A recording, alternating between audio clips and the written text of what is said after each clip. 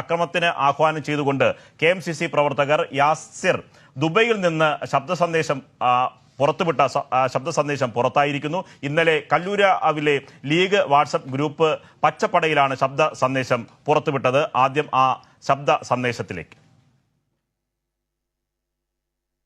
എന്നെ സംബന്ധിച്ചിടത്തോളം എനിക്കൊന്ന് പറയാനേ, നമുക്ക് സുക്കൂറായാലും സുക്കൂറിൻ്റെ ഉപ്പുപ്പായാലും ഞമ്മക്കെല്ലാം ഒരുപോലെ തന്നെ. മാപ്പകൾ സഖാക്കൾക്ക് തന്നെ തിരിച്ചടി തന്നെ. അതിന് നിൽക്കാൻ പറ്റുന്നവർ നിൽക്കുക.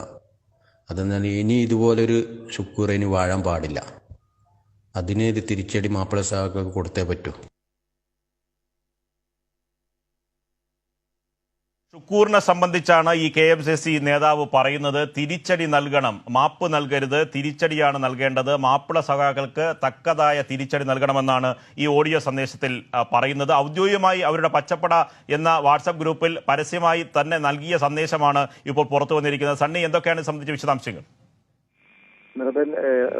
രണ്ടു ദിവസം മുമ്പ് നമ്മൾ നേരത്തെ ഒരു ബ്രേക്കിംഗ് നൽകിയിരുന്നു. അതായത് അഡ്വക്കേറ്റ് ഷുക്കൂറിനെതിരെ ലീഗിന്റെ മുൻ ജില്ലാ പ്രവർത്തക സമിതി അംഗം പാർട്ടിയുടെ തെറ്റായ നടപടികളെ ചോദ്യം ചെയ്യുന്നതിന് പാർട്ടിയിൽ നിന്ന് പുറത്താക്കിയ അഭിഭാഷകനാണ് ജില്ലാ പബ്ലിക് പ്രോസിക്യൂട്ടർ.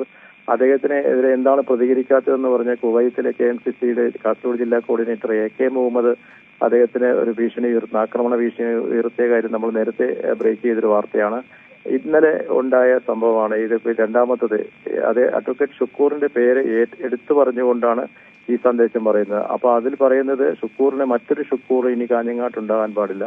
മുസ്ലിം ലീഗിന് വലിയ ഭീഷണിയാകുന്ന, മുസ്ലിം ലീഗിന്റെ അണികൾ ചോർന്നു പോകാൻ ഇടയാവുന്ന വലിയ അടിയൊഴുക്കുകൾ സൃഷ്ടിക്കുന്ന നേതാവാണ് അഡ്വക്കേറ്റ് ഷുക്കൂർ. അപ്പൊ അദ്ദേഹത്തിനെ പോലെ ഒരാളിനി കാഞ്ഞങ്ങാട് വളർന്നു വരരുത്. അതുകൊണ്ട് ചുവന്ന സഖാക്കൾ അല്ലെങ്കിൽ മാപ്പിള സഖാക്കൾ എന്ന് വളരെ വിഭാഗീയമായ ഒരു ഭാഷയാണ് ഉപയോഗിച്ചിരിക്കുന്നത്. മാപ്പിള സഖാക്കളെ വകവരുത്തണം എന്ന നിലയിൽ യാസിർ എന്ന് പറയുന്ന ഈ പ്രദേശത്തുകാരനായ ഇപ്പോൾ ദുബായിലുള്ള KMCCയുടെ ഒരു ഭാരവാഹിയാണ് യാസിറാണ് ഇങ്ങനെ ഒരു സന്ദേശം നൽകിയിരിക്കുന്നത്.